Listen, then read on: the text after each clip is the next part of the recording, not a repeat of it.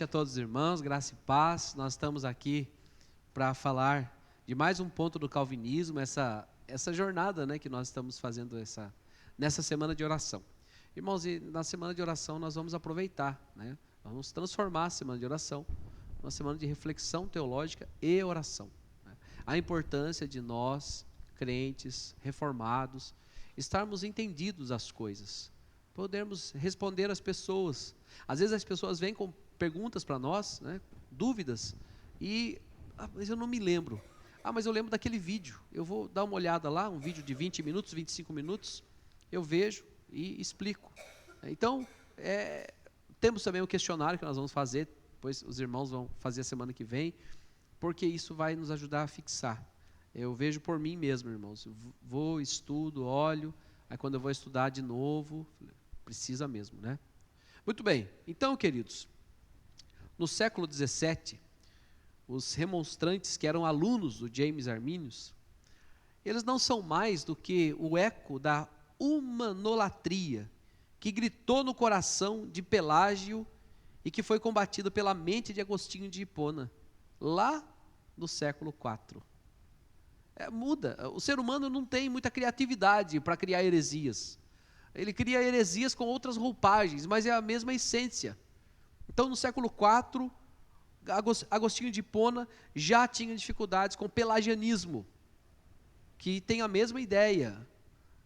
O pensamento humanista, eu gosto até de chamar de humanolatria, porque o humanismo clássico ele é até interessante, mas é uma verdadeira humanolatria, né? Então, o eco também dessa humanolatria, que gritou no coração de Erasmo de Roterdã, um pouco depois, e que foi combatido por Martinho Lutero, lá no século XVI. Então, o que nós vemos agora, despontando no século XVII, é mais do mesmo. É mais do mesmo. É o ser humano tentando quebrar os grilhões. É o que está escrito em Salmo, no Salmo 2. Por que as nações se rebelam contra Deus? A rebelião contra Deus, queridos, surge muitas vezes nos bancos da igreja. Surge das mentes dos teólogos. Surge das mentes dos pensadores, dos filósofos cristãos. Muitas vezes, nós ficamos assustados com alguns cristãos que acolhem em seu coração heresias terríveis, pensamentos totalmente aversos à palavra de Deus. E nós achamos que, chegando neles e persuadindo-os, eles vão acuar. Não, eles fazem pensando. Os remonstrantes não mudaram de ideia. Uma pessoa que tem um pensamento herege, deliberadamente, ela vai se apegar àquela heresia e ela não vai aceitar correção. Raramente aceita. Bom, queridos, ao final das 154 sessões, observem, os remonstrantes foram depostos dos seus cargos e expulsos por 6 meses do seu país. É assim que funcionava naquele tempo, né? Era nessa forma que as coisas funcionavam. E então, para combater os 5 pontos do arminianismo, surgiram então os 5 pontos do calvinismo. E nós vamos voltar novamente. Vamos lá? Vamos falar juntos? Total depravação, eleição incondicional, limitada expiação, irresistível graça, perseverança dos santos. Esses são os 5 pontos do calvinismo que, quando um humanista, uma pessoa que tem uma idolatria pelo ego, escuta, não aceita, de jeito nenhum. Vai arranhar o disco da alma. O som, a música não vai lhe cair bem, porque ele ainda não se entregou a Deus, porque ainda não entendeu que o Senhor é o Senhor de todas as coisas. Então nós já falamos da total depravação. O ser humano, ele está totalmente depravado, não na sua potencialidade, para mais e para menos, mas no seu geral, todas as áreas da humanidade, todas as suas expressões estão depravadas. A eleição incondicional, o Senhor não dá nenhuma condição. A eleição é antes de nós termos nascido, antes de fazermos o bem ou fazermos o mal. Limitada a expiação, a salvação é para os eleitos e o sangue de Cristo paga a conta desses eleitos. E aí vem a irresistível graça. Estava conversando agora há pouco com o presbítero, e quando eu olho para os 5 pontos, a última é perseverança dos santos, a irresistível graça aparece das 5 a mais romântica, né? A mais romântica, porque vai falar justamente da aplicação da salvação, quando se descobre a salvação, né? Nós temos também, futuramente podemos conversar sobre a Ordo Salutis, a ordem da salvação, como que funciona, né, na aplicação da nossa mente, essa irresistível graça, Mas vamos ver o que os arminianos defendiam lá naquele encontro em Dortmund, na Holanda. O arminianismo afirma que, ainda que o Espírito Santo procure levar todos os homens a Cristo, uma vez que Deus ama toda a humanidade e deseja salvar todos os homens, ainda assim, como a vontade de Deus está amarrada à vontade do homem, o Espírito de Deus pode ser resistido pelo homem, se o homem assim o quiser. Desde que só o homem pode determinar se quer ou não ser salvo, é evidente que Deus, pelo menos, permite ao homem obstruir sua santa vontade. Assim, Deus se mostra impotente em face da vontade do homem, de modo que a criatura pode ser como Deus, exatamente como Satanás prometeu a Eva no jardim do Éden.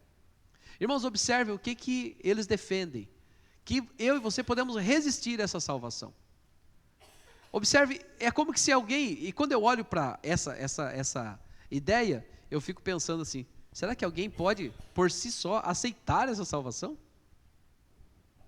A questão é que o ser humano, morto nos seus delitos e pecados, totalmente depravado, jamais teria condição, jamais teria condições de dizer sim para Deus. Por isso é necessário que Deus intervenha nessa situação, e aí nós chamamos de irresistível graça. O calvinismo entende que a graça de Deus não pode ser obstruída, visto que sua graça é irresistível. Os calvinistas não querem significar com isso que Deus esmaga a vontade obstinada do homem como um gigantesco rolo compressor. A graça irresistível não está baseada na onipotência de Deus, ainda que poderia ser assim, se Deus o quisesse, mas está baseada mais no dom da vida, conhecido como regeneração. Desde que todos os espíritos mortos, alienados de Deus, são levados a Satanás, o Deus dos mortos, e todos os espíritos vivos, regenerados, são guiados irresistivelmente para Deus, o Deus dos vivos, nosso Senhor, simplesmente dá a seus escolhidos o espírito de vida.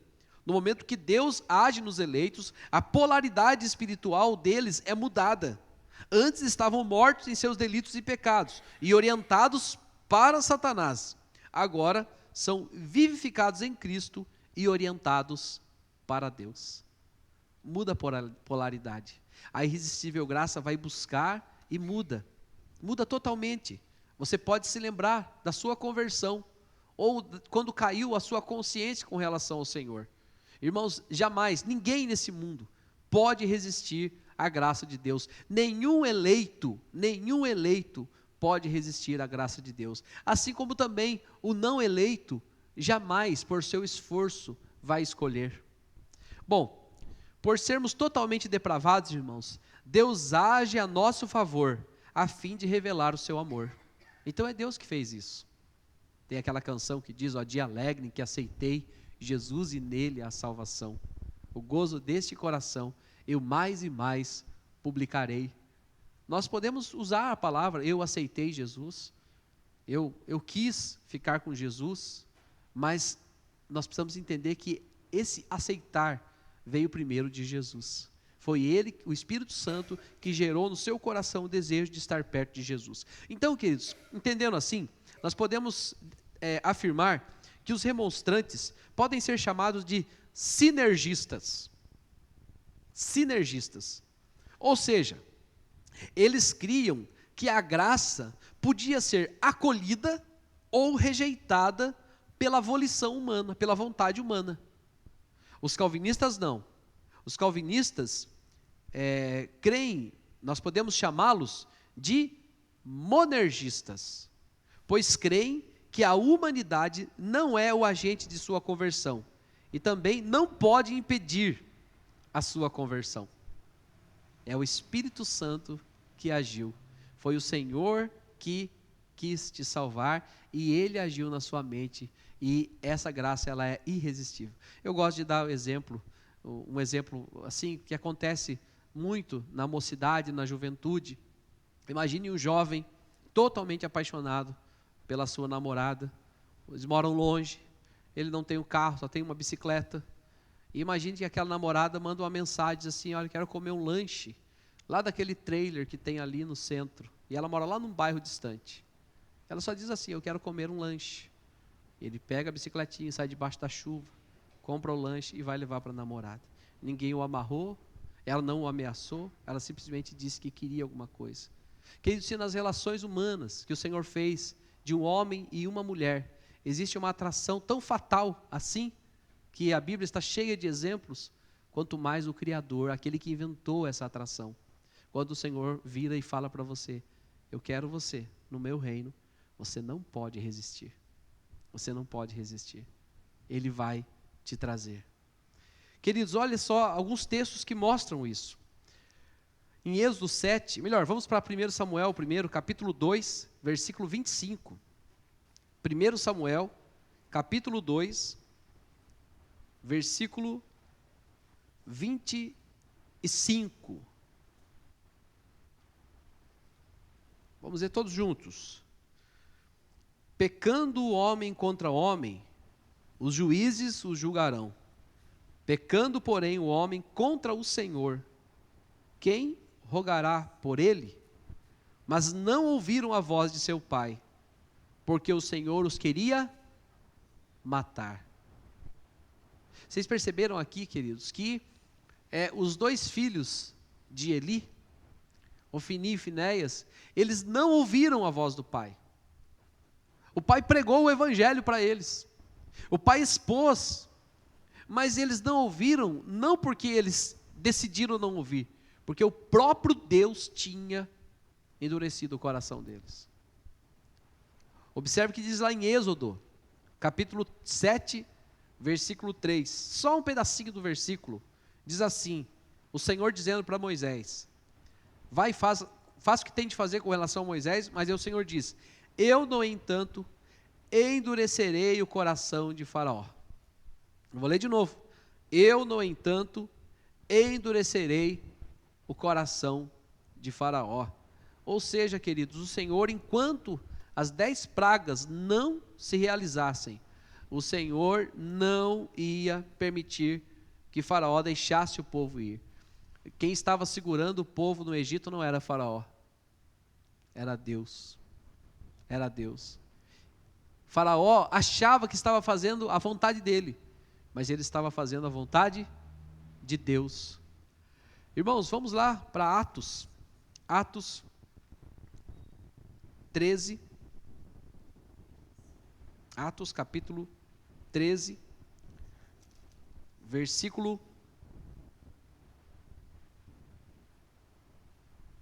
48. Vamos ler todos juntos. Eu mudei a versão, eu estava com uma versão diferente aqui, agora eu mudei a versão que nós usamos aqui, viu, irmãos?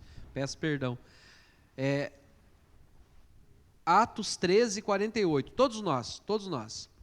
Os gentios, ouvindo isso, regozijavam-se e glorificavam a palavra do Senhor, e creram todos que haviam sido destinados para a vida eterna.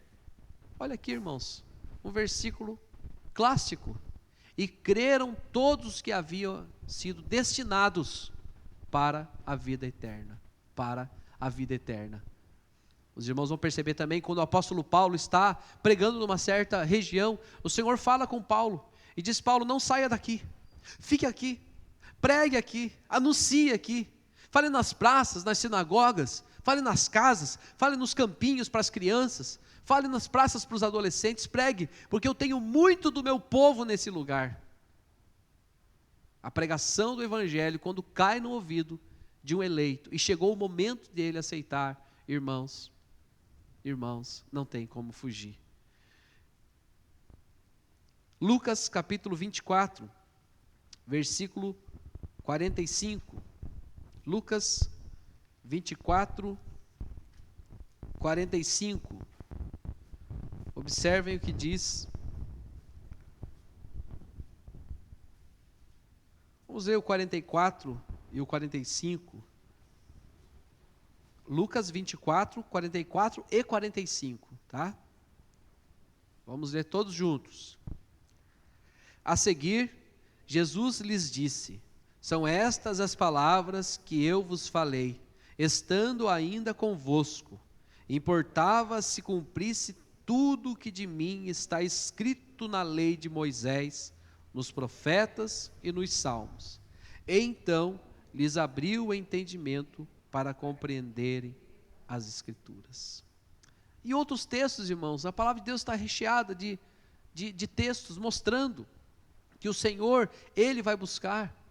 A história de Lídia e outros, do carcereiro, do eunuco, o chefe da rainha de Candace, vários textos mostrando que chega o momento, o Senhor, Ele chama. O Senhor, Ele tem um número exato dos seus eleitos, em todas as gerações, em todas as nações, em todos os tempos, e Ele vai buscar um por um. Ele passa por cima de todos os obstáculos, seja cognitivos, culturais, qualquer outro de pecado, nada. Onde abundou o pecado, superabundou a graça de Deus, porque a graça de Deus, ela é irresistível. E quando nós precisamos falar também, deixar bem claro, é como se estivéssemos fugindo de alguma coisa ruim. Depois de conhecer a graça de Deus, o próprio Espírito nos mostra que Ele está nos chamando para a luz. A irresistível graça não nos chama para uma masmorra. A irresistível graça não nos chama para uma prisão religiosa. A irresistível graça está nos chamando para a vida eterna. Que Deus nos abençoe, nos ilumine. Essa ação de Deus, ela não viola a liberdade humana, mas liberta o humano que está preso na masmorra do pecado e da desesperança. A irresistível graça gera liberdade e muda a gerência da mente.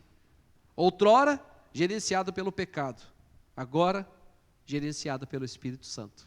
Porque agora temos a mente de Cristo. Que Deus nos abençoe, nos ilumine. Obrigado, irmãos, por estarem nesse momento também, participando. E depois eu peço que você compartilhe esses vídeos, especialmente com as pessoas que você estiver evangelizando. Deus abençoe a todos.